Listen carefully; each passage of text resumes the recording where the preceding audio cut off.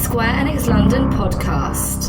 Hello and welcome to the Square Enix London podcast, a special edition of the show we have for you this month because it is of course E3. So I am currently in a hotel in downtown LA waiting for the craziness to start, and over the course of the next half hour, 40 minutes or so, I will be bringing you bits and pieces of audio which I hope to be gathering over the course of the next 4 or 5 days here in LA. I don't know quite how it's going to work out. It's a little bit experimental, so if it all goes a bit wrong, apologies in advance. But hopefully the aim of this month's show is to try and give you a little bit of the flavour behind the scenes of E3. So it's not really about announcing new stuff or kind of, talking to people about the details of what they've been announcing, but really just to try and give you a little bit of a sense of what it's like to work at E3, to attend the show, to talk to people behind the scenes, how they're feeling, and that kind of thing. So, fingers crossed, here we go. Square Enix London. So I'm standing here on the Square Enix booth at E3, and it's about 9:30 local time, which means that's about half an hour before the Square Enix press conference, and not too long before the madness and chaos descends on South Hall here at LA Convention Center. Right now the booth itself is just the finishing touches being applied. Everything is looking great. All of the consoles, all of the keyboards and the monitors and the big screens, it's all looking pretty lush right now. So it's exciting. Pretty soon it's all gonna kick off, and there's going to be thousands of people through here, and then you won't be able to move. I can also see the Square Enix Presents booth there already in setup for the live shows throughout the next few days. The team there doing a great job the last couple of years, and I'm sure it's going to be another awesome year this year. So if I just wander a little bit behind the scenes, I can see community manager Scott Blows, who is community manager for Life is Strange. And Scott, just a few words for the podcast before everything starts. It's nice and quiet now. It's going to be pretty crazy in the coming hours. How are you feeling? Excited. I think it's going to be a great conference. We've got a lot of exciting stuff being revealed, and I think it's going to be one of the strongest. Well, obviously we haven't done one in a long time, but I think it's actually going to be a very strong E3 for Square Enix. And I'm excited to be part of it. It's been pretty busy so far already. Obviously the Microsoft and Sony press conferences and some of the other publishers. What's been the kind of highlight of the first, I suppose, 36 hours or so? Oh wow, there's been a lot of news. For me personally, always very excited to see some Star Wars Battlefront stuff coming out. The new Tomb Raider looks fantastic. Those graphics look amazing. And I was pretty impressed with the Microsoft HoloLens stuff that they displayed. That was really, really cool. A couple of highlights there. So I'm here with Chris Glover. He's working on comms for the new Hitman game. This Hello. is the Square Enix London podcast here. Oh, that's exciting, isn't it? Few words. So we're Thanks here for having me. That's okay.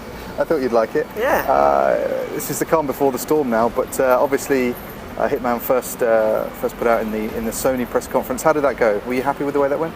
Yeah, very well actually. It's really nice actually when you get the video out there and to see the fans' reactions to it on the forums, but also the general gamers' reactions to it on the different websites and how they pick up on little tiny things. So it's great. The nice thing is that was a great announced trailer. It was very sort of high quality visual asset. Today we're going out with a gameplay trailer, so we can actually follow that up with the proof of what the game actually is. So that's going out at the Square Enix press conference this morning, which will be great.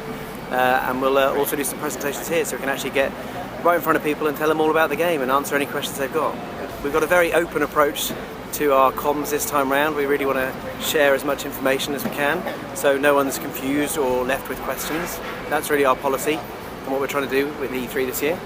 Awesome. Yeah. Hopefully I'll catch up with some of the dev team as well a bit later. But right now the stand is nice and empty. It's nice and relatively lovely quiet. and cool. There's someone vacuuming the carpets and stuff. It's going to be pretty crazy earlier. It's nice to do a press conference again, isn't it? Yeah, absolutely. It's really exciting. It's a shame we're not at the press conference, but we're streaming it live to the booth on this gigantic screen. I don't know what the dimensions of the screen are, but it's huge. It's probably the size of my house. So it'll be quite nice to see it live. It'll be as if we're in the room, I'm sure. Yeah, and this is going to see a lot of traffic through here in the next few days. So yeah, have a good show. Thanks very much, and you. So there you have it then, a bit of flavour of the atmosphere around the Square Enix booth before it all kicks off. Next stop is the Square Enix press conference, and I think everybody here is really excited about how that's going to go down. So looking forward to it. Square Enix London. So I'm just standing outside where the Square Enix press conference just took place. It just finished a few minutes ago. It's the JW Marriott Hotel, which is just next to LACC. It's only been around for about 5 years. I remember when I first started coming to E3, everything that's now LA Live was basically just car parks and stuff. So it's a nice new building, and yeah, everybody's now milling around, just kind of heading out. They're already starting to put the seats away and take down the screens. But it was a pretty exciting conference, I think. I mean, certainly from the beginning, introduction by Phil Rogers talking about the biggest and most diverse range of releases in the history of Square Enix in the next sort of kind of 12 to 18 months. And I don't know if you had a favourite. There were certainly good reactions in the room for the FF7 remake, of course, Kingdom Hearts 3. What else? Deus Ex Mankind Divided got a big cheer, so that was great to see. And of course, an awesome video from Just Cause, among many others. Some new announcements at the end there, the Tokyo RPG Factory project Setsuna. So it's going to be exciting times. Over the course of the next couple of days, I'll get some more reaction. But that's it from the JW Marriott. Hope you enjoyed the conference. For those of you that watched it, I'm going to head out now and go back to the booth. So I'm here on the Square Enix booth with Hannah Seifert. Is that how you pronounce your surname? That is pretty good, yeah. Seifert, okay. Yeah, Hannah Seifert. That was pressure because I've never tried a dry run of that before. So, but you're the GM of Io-Interative, so it's a hugely exciting E3 with the reveal of the new Hitman game. It's obviously been a long time in the coming. How do you feel now that people are talking about it? It's out there. How does that make you feel? It's always a fantastic moment when you're able to announce the stuff you've been working on for a long time and very hard. So it's this mixture of being awed by all the games you see here and us being part of that, and the excitement of finally being able to talk about the game to our fans. That's really fantastic. So it's also great seeing Christian up there on stage at the Square Enix press conference, also the PlayStation press conference. You know, Hitman's definitely one of the things that everyone's talking about. The excitement for the community to get back to that real sandbox gameplay. There's a lot of love for that style out there.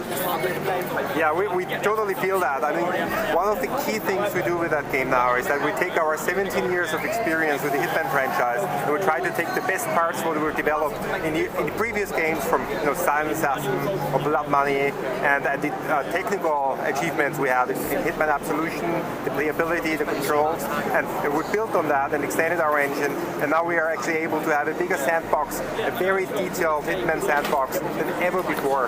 So the opportunities for players in these sandboxes will be limitless, because we have roughly, in comparison on Hitman Absolution, we had a maximum of 55 AI entities. In the new game we can have up to 300, and that's even excluding the clouds. We are really excited about that. So if you imagine Streets of Hope from Absolution, which was by far the biggest level there, we are like 4 or 5 times with the smallest levels we have right now. And that's really exciting for us, and we see that our fans really reflect very well on that. Yeah, and the stuff that can be done with that digital first release, building out the world, these kind of almost live events with these kind of hits which are going to be there for a limited time only, and you get one chance at that. Obviously expanded contracts mode. December's not going to be able to come quick enough for a lot of people, but I guess the time's going to fly by for you guys as well. Yeah, the time's going to fly by very fast. We also deliberately go from announcement to actual release in a very short amount of time, because that's what we want to do. We want to be very close to the fans, and we're completely embracing what the digital channels actually provide to us, offer a Hitman, like a franchise, a blockbuster franchise like Hitman is, and that's going to be really exciting for us, because one of the things that we as game creators want to react to is what our fans think. And we lived in a world where it took us like 6 years between games, and you cannot be very close to the fans doing that. But in a digital world, we can do that. So we're going to ship a really huge experience, and the game will evolve and grow over time over the course of 2016, and we'll be able to react to how people play, what people like, what they tell us about it, and that's going to be extremely exciting. We are really thrilled about it, as you might be able to hear, because we think this is the future, and we at Io-Interative want to lead what it means to be a blockbuster game series in this digital future. Yeah, and closer than ever to the players, which is super exciting. Well, listen, thanks a lot. Have a great rest of the show, and yeah, enjoy. Thank you very much. So I'm hanging around the Square Enix booth backstage, if you like, right now, and I bumped into none other than Baghadoust from DONTNOD. Now, I'm sure everybody will be familiar with DONTNOD as a company. Of course, the amazing Life is Strange is the game that they've been making, and as we speak, we're up to episode 3 of 5. So we're not going to talk too much about the game today, no spoilers or anything like that. But how has E3 been for you? What have you thought of it so far? Yeah, it's amazing. Actually, the first E3 for the three of us. I'm here with the co-game directors Raoul and Michel, and it's quite amazing to be in this place for the first time after having seen it on every year on internet, like staying awake at 3 a.m. to watch the conferences. So actually being here is awesome. Even though we work so much, we don't have time to watch the conferences, but we're happy to be here. The Square Enix booth is amazing. You have this huge screen, the posters of Life is Strange, and a few pods where people can actually try the game. And it's amazing to see people that still don't know the game. I don't know why it's still the case, but yeah, it's amazing to see people playing it. And we have huge feedbacks. People come to see us and say they love the game. They cannot wait for episode 4. So awesome. What have they been doing for the last 6 months if they don't know about the game? Idea. I'm very angry. No, it's cool. Oh, yeah, I'm sure more people will be back to the game. So yeah. Yeah, no, it's pretty cool. It's funny, isn't it, when the sort of perception of E3, like this big event and everything going on, but it's not until you're here that you sort of appreciate the scale, the number of people, and everything going on. Yeah, I've been at Gamescom. It's supposed to be huge. Here it's different. We have these huge, cool things everywhere, big music, big screens, and E3 is, like the craziest show I've ever been to. Yeah. And one really cool thing is you've got a pretty sweet apartment that you guys are staying in. We appear to be treating you well. Yeah, actually, it's funny. We had like for the same price as a hotel, we have like this great apartment, and we feel like James Bond or Tony Stark. It's like a 28th floor corner apartment. Looks out over the Staples Center, over LA Live, over LACC. It is absolutely incredible. Yeah, we feel like stars. It's quite unique. Well, you are stars. That's the point. You're the talent. So I'm glad we're treating you well. Listen, it's been great to talk to you. Have a great rest of E3, and thanks so much. We can't wait for EP4 and EP5. Cool. Yeah, I cannot wait to show it to the public as well. Awesome. Thank you so much. Cheers. Square Enix London. So I'm here with Travis Barbour. Yeah. Have I pronounced it right? Yeah, that's right. Yeah. Okay, perfect. It's a good start. And so you're working on Hitman, which it's been one of the big reveals for E3. Yeah. So it's very exciting. How do you feel it's gone down? What's the community been saying? To finally be here and see the game announced, and then go online and check out the forums and Facebook and Twitter and Reddit as well. I think it's just been an explosion, basically, just of feedback, and we're tracking all of it, trying to take it all in and respond where we can. And we're going to do that obviously a lot more when we get back home and can analyze it in a lot more detail. Yeah, of course. What's the one thing, community? If you can pick out one thing that people are happy about, what would you say it is at this point? So far, it's that the game seems to be going back to its roots, as they would say it. Yeah. So you're taking out high-profile targets, you're traveling the world, you're choosing your loadout. You're really kind of living the core Hitman fantasy, which is what the guys are trying to make with this game. The big sandbox levels. Exactly, yeah. Really having the freedom to kind of choose your loadout, choose how you want to approach the level, how you want to take out the target, and anyone in between, kind of the collateral damage. If you want that, it's there. If not, it's entirely up to you. Yeah, that's a real freedom of choice. And of course, the nice thing is that's the direction that really came back from the feedback to the last game. So it's nice to make those changes changes based on feedback, and then obviously get good feedback based on those changes. Yeah, it was about, what would it be now, 18 months ago when we released what we call the open letter, which was telling our fans, this is the vision we have, this is where we're going to take the game. And I hope, and the feedback that I'm seeing is that we're delivered on that. We said this is what we're going to do, and now we've shown it. There's still a whole lot more to show. I can see guys now on the forums and everywhere screaming for gameplay. They want to see like a mission being played through. Right. Yeah. Of course. But that will come later on. Right now, there's so much feedback that. When we get to that, then I think it will deliver what they want. Yeah, no, I agree. Just about E3, kind of more generally. It's what are we? Towards the end of Tuesday now. Yes. Feels like we've been here for about 2 weeks already. It does. And in terms of stuff that's been announced, we've had the press conferences, the platform holder stuff, the Square Enix press conference. I mean, so much new stuff and cool stuff is out there. What have been some of the highlights in terms of news from around E3? Talking Hitman-wise? No, just in general. Just in general? Well, for me... We can talk about other games and other publishers. Personally, for me, from what I've seen and not seen, I'm a big Gears of War fan. Right. So seeing, I think what they're calling Gears 4? Not Gears of War 4? I'm not entirely sure. I haven't seen that much about it. Spencer referred to it as Gears of War 4, but in branding it's Gears 4. So right. So I guess either's fine. That for me, I think is... If I don't have an Xbox One by then, I'll be playing that game for sure. Okay, so that's a platform seller for you. For me, personally, I get a lot of people have differing opinions on Gears of War. But for me, system seller definitely. I will buy an Xbox One to play that game for sure. It's on record, so if you don't do that, then Microsoft going to come and hunt you down. They can do that, Deal. I'm trying to scout out the booth and see if there's anything playable. I'm guessing there's not. Maybe I can. There's a bunch of stuff actually. A lot of the Idea Xbox games are there, which is really cool. Yeah. Okay.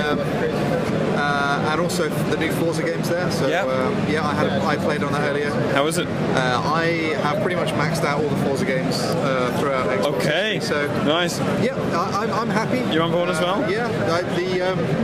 So one of the new features is the kind of the wet weather thing. Yeah, and I have to say, when you hit a puddle and you aquaplane, it's actually really hard because the car does get quite unpredictable. So you've got to really be careful of that stuff. But yeah, we'll see how that looks getting on towards release. But it feels like it's been one of the biggest E3s in a long time. I can't believe how many. If you look at all of the announcements, even slightly before as well, but like building up to this, it's just one heavy hitter after another and surprises. And I think Sony starting with The Last Guardian, I think that kind of set their precedent pretty high for the show. Final Fantasy VII remake, of course. We'd never remake that, will we?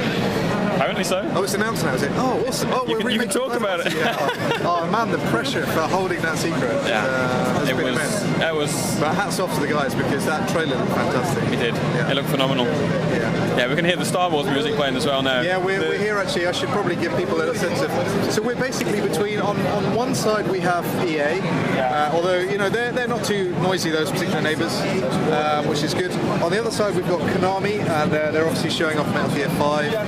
And Pro Evo 2016. And I didn't see that yet. I just tried to get in, but they're doing media only. Media only. And I was like, I'm with Hitman, and that didn't have any weight with them. They were like, you're not media. Make sure they didn't get sent any promos then. They told me to go back after 5 o'clock. Right, so maybe I'll try that then. And then behind us we have Disney and Disney Infinity. So they've got this big thing where you can hold lightsabers and then be blue screened into a fight with Darth Vader or something. It's pretty intense. They've gone huge on Disney Infinity, unsurprisingly. But have you had much chance to kind of go and look at the other? So we're in Southport where we are, and there's most of the third-party publishers: Ubisoft, Activision, Take-Two, obviously EA. Who am I missing? I mean pretty much all the third-party publishers here. And then over in West Hall is where Microsoft's only Nintendo are. Yeah. So in the South Hall, all I've seen so far is obviously the Square stuff. Yeah. And then when I tried to get into Konami's booth, but they got pushed back. They shut you down. The only other thing is... Don't they know who you are? No. They didn't clearly they don't. I should have phoned in advance. Yeah. But then I also took a trip with Hannes, the studio head at Io. Yep. He had a live stream on the PlayStation booth. Right. So myself and Mark, our marketing manager or brand manager. We took him over there and kind of got a quick walkthrough. So we walked past a lot of things. We saw Destiny, which I'm keen to go back and see. I'm a level 34 Titan, so that's 34. Level 34, max level. Right. Okay. Max level in Destiny. That's my thing. The last few months. I really loved Destiny when it first came out, and I quickly got to level 29. Yeah. And, the problem was that I didn't have any friends. Right. So I couldn't do any of the raiding. Yeah. And so I started a new character and got that one to 27, and I got another one to 25. And then I sort of just stopped because the end game was closed to me because there was no auto matchmaking. And I understand why, because of the complexity of the raids and stuff. Yes. But yeah, like the amount I spent in that time in that game, I loved it so much. And honestly, I just assumed I'd be buying all the expansions. And I haven't bought any because it's just my motivation was just a bit sapped, sadly. But then you should take a look at the most recent expansion, because that's got a lot of stuff that kind of solves that problem you had. Really? So they've added matchmaking to some of the endgame stuff. So it's not quite as difficult. There was this thing, you said you got to 29, there was like a forever 29, because you would get there and then you'd be stuck to get to 30. Yeah. They've kind of reacted to feedback really quite impressively, actually, to kind of change the way it is. Not only are you doing a great job at selling the new Hitman game, but you're also selling Destiny 2, so you should be on commission with Activision. When I go over there, I'll have a word. The guys here will tell you it's, maybe I've played a lot of hours in that game. Fair enough. Yeah. Sounds like me in World of Warcraft. Awesome. Well, listen, have a great rest of the show. Thanks for joining in the Square Enix London podcast. Thank you very much for having me. So it's day 2 of E3, and I'm outside LACC in the blazing sunshine, wearing a hoodie because I'm from the UK, which is great. I'm here with 2 of the people that have been probably the hardest working on the show floor. Is it fair to say? Definitely. Without a doubt, easily. I think that's, So Adam Phillips, who's I don't even know what your job title is these days. Do you? everything at the moment it seems. But no, I'm the PR Square overlord. Enix European Senior PR Manager. Okay. Yeah. And Ian Dickson. Senior rad dude. No, I'm PR executive. You're so LA. Senior PR executive. Okay. Some good. sort of PR executive. You can't. So you both do PR. Basically, both of you two are responsible for spinning the message so that poor consumers don't know what is. Oh, sorry, I'm not supposed to say that, am I? No, that's in the messaging. Not to mention that. All right. But no, I wasn't media trained before this. Sorry. No, PR all seen as like the evil overlords or something, making thing. But I think these days, That's fair. these days PRs. I think it's different. now. It's changed. It's very honest, and people like that. I think this is just the age we're in now. People see through statements that are not bulletproof and stuff like that. So yeah, our job is just to make sure people know how fun our games are and get them in front of it. Absolutely. Corrupt people, yeah. Well, yeah. We're joking, but we're not joking. But we're joking, but we're not joking. So I've kind of caught you outside. You've literally got like 5 minutes to come out and actually eat some lunch.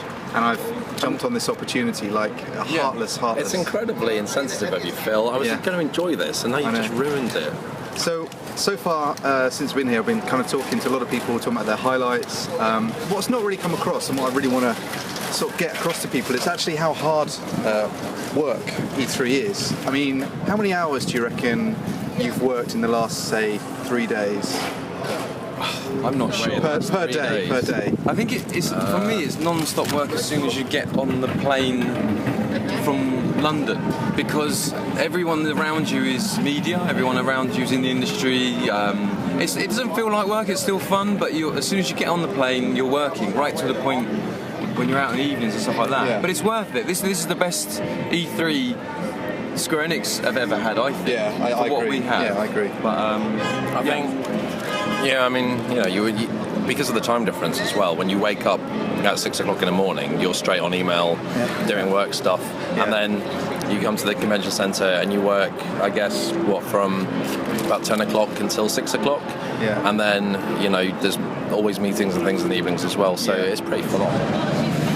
So I've managed to find a very exciting guest for the podcast now, Patrick Naud, who is GM? Head of studio for the excellent Square Enix Montreal, friend of Square Enix Collective, I'm very happy to say, but more importantly, obviously head of the studio that's made Hitman Go, Hitman Sniper, and now Lara Croft Go, which was very excitedly announced at the Square Enix press conference, which was yesterday, today being Wednesday. Right, congratulations first of all, it's out there. there. How do you feel? It's amazing. Again, the only opportunity, the fact that we had the opportunity of introducing Lara Croft Go to the world, utilizing that nice conference that we had. It was amazing. We had more than 400,000 people listening live that reacted instantly to what we did. It's fun to know that we're doing the right thing. Yeah, absolutely. And talking about that feedback, what's the feedback been like, first of all? Well, obviously, what we did so far with Hitman Go and Hitman Sniper was taking a brand and crafting mobile experiences that were not ports of the original game. Of course, yeah. It's crafting something unique that fits perfectly with the platform. With the Go recipe, we obviously found that, all right, it worked. Distilling a game to its core essence is something that worked really well for us, that fans love, and overall, it was a no-brainer. But for us, when we looked at the Lara Croft brand, we knew it would fit perfect. Yeah, and that's interesting. I mean, you say, well, you don't quite say no-brainer, but the interesting for me is Hitman was great. Hitman Go, particularly, talking about there. But looking at the trailer that was played, clearly you've got elements there like the levers, like the sort of vertical traversal as well, the monster kind of coming in at that really nice kind of final scene. So it feels like a Tomb Raider game, yet obviously you're still building on that Go strategic layer. Yeah, it's still, all right, so Hitman Go was what we call the puzzle adventure, the puzzle strategy game. Now it's more puzzle adventure, obviously, because of the brand. But we've learned so much from doing Hitman Go that basically we just, what could we do next? How can we evolve to the next level with the Go? And obviously it's a strategy game, all right? At the core, you have puzzle you need to resolve, but Lara has her own tools, her own way to approach it. We have a way deeper story with this game than we had with Hitman. And overall, obviously, we use all the knowledge and all of our love for the brand to craft this new experience. Yeah. So if I was going to talk about the art style of Hitman Go, I would kind of say, if Apple were going to make their own game, it would kind of be an Apple game, or it feels really like a tabletop, kind of a board game kind of aesthetic. It was really crisp and lovely, sort of shiny stuff. With Lara Croft, I'm sort of, it reminds me a little bit more, I guess. I don't know whether stuff like Monument Valley was an inspiration, or it feels there's a different palette there. There's different layers of colouring. It's really, really nice. But do you know where that sort of inspiration was? So when we started Hitman Go, we also distilled. We wanted to have an art style that was approved for mobile, that fit well for mobile. Yeah. And we felt that when you look at the board game. Yeah, the board game take that we took on the brand, it makes a lot of sense. But when you're looking at Lara Croft, she's an adventurer. She's in the jungle and she's in deep caves. We didn't feel at all that would be working. So that's why I'd say we were way more inspired from the older minimalist environment of Lara Croft on PlayStation than in games like Monument Valley. Obviously, we know that Monument Valley, the recipe they did was to make it very simplistic, very minimalist. But if you look at Hitman Go, we also were very much inspired by minimalism. I mean, obviously, Monument Valley is a different game. It's the art style there is kind of Escher kind of based, and that's not what that Lara Croft Go is. But in terms of having that identifiable style, I guess it's that atmosphere, it's that mood which really, really comes to the fore. It looks fantastic. We put a lot of effort in creating this world, this mood, this work with amazing musicians, just crafting these levels, these worlds, the way the camera move, what you see in the foreground and the background. There's a lot of depth in what we've crafted. Yeah, absolutely. Well, listen, thanks a lot for your time. Congratulations again on the announcement, and we can't wait to play it. Thanks a lot. It's a pleasure. Honestly, we pride ourselves in doing some of the best mobile games out there. And this is what we're aspiring for every game we do. Well, you need to be careful because you're going to get a reputation. If it's a good one, that's good. Yeah, it's a good one. Okay, all right, cheers. Square Enix London. So it's the last day of E3. Feels like we've been here a month now. does. I'm here with Rob Rutter. You're the sort of the brand marketing guru for, well, this, I mean, it's sort of a liminal title, really, isn't it? Sort of on the fringes of the show here. Yeah. Just Cause 3, is it? That's the one, yeah. Yeah. It's Has anyone heard of it? Did anyone like, you know, has there been any reaction at all to this small game? The reaction's been amazing, actually. It's been brilliant. What a show! I know, it's been fantastic. It's been just constant surprises, really. I think the thing is when you're here, you know, everything's so fast moving. There's so many games here. You just have to soak it up and just kind of go with the flow, and it's hard to tell when you're actually on the show floor, like actually how people are really, reacting to stuff. Obviously, we have the presentation going on here, so we can see smiles on faces and how people are kind of looking, but obviously we can't follow. I can't follow. I don't have the time when I'm here doing this to see online what the news is and stuff. In a sort of a bit of a goldfish bowl here, aren't we? Yeah, totally. And it is difficult to see. I mean, everything's I've been going on looking outside. around, and you know, it sort of feels like, based on what I've seen, that Just Cause 3 has been one of the real revelations of the show. So as the person who you know has really kind of crafted the way that's been shown here and what's been here and you know how it's gone down, I mean, you must be very proud. Oh yeah, it's like, you know, you've been working for months on obviously the kind of This Is Just Cause 3 trailer that went up in our conference. We had an opener. We had to create basically about 19 sort of videos to kind of create with Avalanche and the guys doing the playthrough for the big multi-choice gameplay presentation that we've got going on here.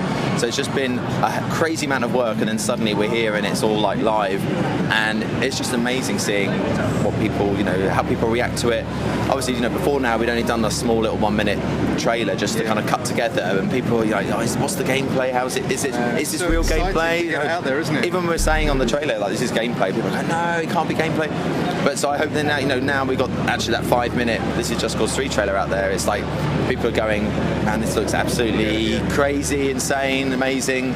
It's just so creative, and I think hopefully people are seeing that and they're really enjoying that whole sandbox side of it. That's definitely coming across. Yeah. So what's your so from the brand side of things, and what's your kind of typical E3 day like? Oh yeah. So for me, first day of the show, it's been very much we had the Square Enix conference, so watching Roland as well as the game director from Avalanche Studios doing the game, just watching him and hoping, going feeling really proud when he's talking about the game and he's doing such a great job, and just he's such a passionate guy for the game. So it's just it's funny just when we watch the Square Enix conference and you see our trailer being shown and that for the first time. It's just such a proud feeling. It's just wonderful, because it's all about the reaction. You don't do when you're working in your office and you're doing all the games and preparing everything. It kind of feels unreal, doesn't it? You let it out there. It's here we go, everyone. This is what this game is all about, and it is unreal. And it's that reaction that you want. And just seeing them people talking about it on Reddit and all the comments on YouTube, and Petra, our community managers, responding all the time with the things on Facebook. I don't know, it's just amazing. You think you've been able to kind of contribute and shape that, build that kind of trailer. And then just release it and hoping that people will love the game. Absolutely. And you don't know until it's out there. Absolutely, yeah. But there's been a few awards as well. What were the ones we've had for Just Cause? It's been amazing. So we've got IGN nomination. We've got Best of E3 2015 winner from GameSpot. We've just been nominated for Game Informer. So I can't see what all the categories are and what the stuff is at the moment, but there's we've got awards from Mashable, we've got awards from loads of places. Hoping we get more today. On the last day, but it's been fantastic. And I think just for just being on Just Cause, it's obviously you hope that you're going to get some really great love for the game. But Square Enix as well has done it's been a big everything. Show for the whole it's been massive. It's fantastic. It feels so exciting to be here. Sonic everywhere and getting involved with everything. Awesome. Well, listen, congratulations on a really strong E3. Thanks very much for your game, and look forward to obviously you can take a few months off now after E3. There's nothing big happening. No, there's nothing else. We're straight into Comic-Con and Gamescom in a few weeks. Who planned that? It's very close. Well, listen, have a good rest of the day. Thanks. And, thanks very much. Cheers, Phil. So, Still day 3, E3, last day. I think everyone is pretty happy, everyone's pretty tired. It's all a bit emotional. I'm afraid I'll have to dredge the bottom of the barrel now because I'm here with Dan Seto. Well, there's a very good barrel to come to the bottom of. Yeah, there's a lot of good stuff. I'm of course joking. We saved the best till probably last. Probably. Well, you're a podcast regular, so I've got to be nice to you, otherwise you'll never come back. Well, exactly. That means I'm probably a little bit higher than the bottom of the barrel, right? Yeah, no. Yeah, exactly. So listen, how's your E3 been? Oh, amazing.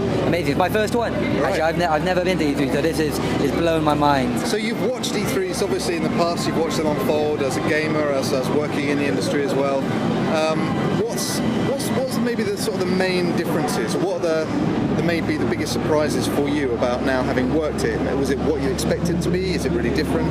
A little bit of both really. I mean, it's kind of expected as in like kind of the scale and like what, especially when you walk around the show floor, like see all the booths and how massive everything's. Our booth is massive, and it's just it's you get. When watching at home, what I found was, obviously when all the press conferences going on, being online, you get massive hype. And then once those are done, it's kind of like, you trickle through the news and that's about it. But while you're here, it never ends. It's like hype all the time. It's constant, isn't it? And it's awesome. So cool. Yeah. So what sort of stuff have you been doing while you've been here?